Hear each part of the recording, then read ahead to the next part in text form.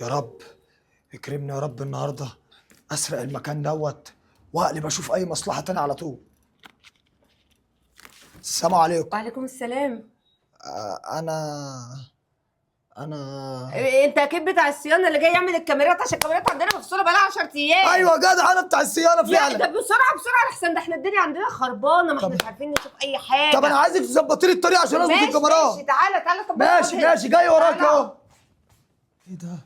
ده ايه المكان السهل ده؟ ده انا هسرق الفلوس واقلب على طول. دي مصلحه في الجون. طلع البتاع اكسر القفل ده. هو حضرتك بتاع السباكة؟ احنا عندنا الحمام غرقان، تعالى يلا اعمل الحمام، يلا يا عم. ثانيه حضرتك، ثانيه بس يا عم يلا. ايوه انا بتاع السباكه، بس ثانيه بس فين عشان حاجتك؟ جايه ورايا. فين الحاجه اللي بايظه؟ ايه اللي جاي وراك؟ روح هاتها وتعالى يلا. لا ثانيه واحده بس، مش هينفع اخرج تاني، انت ما بتعرفش يا عم يلا يا عم. فين السباك؟ انا جاي معاك، انا سباك. فين تعالى يا عم تعالى. يا ابني؟ استنى يا عم اصبر انت هنا، هطلع اجيب لك الحاجة واجي، ما تمشيش. ماشي. اصبر بقى. نهار اسود، انا دخلت مكان غلط. ده في ناس مجانين، ده جننوني. انت مين انت؟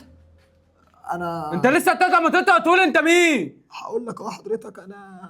اكيد الراجل اللي بيصلح الشاشات. ايوه انا بتاع الشاشه. اخيرا يا عم، انا بقالي ساعه مستنيك. مش عارف اقول لك ايه. انت في حاجه عندكم كمان هنا بايظه؟ ايوه يا عم الشاشه يا عم، الماتش شغال لسه وانا عايزك تصلح البتاع بسرعه. يا نهار اسود، تبت الى الله، مش هاجي هنا تاني.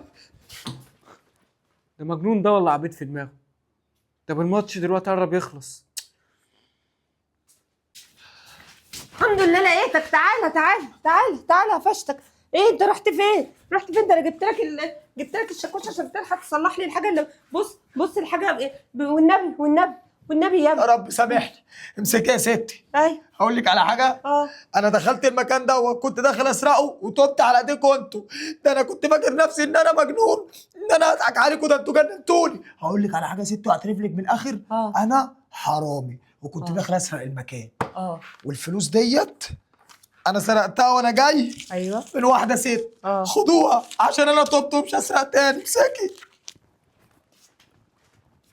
تبت ومش هسرق تاني؟ داخل يسرق المكان؟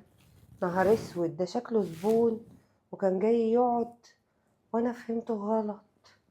دي الوكسة عليا وعلى اللي جابوني. يلا رزق ربنا.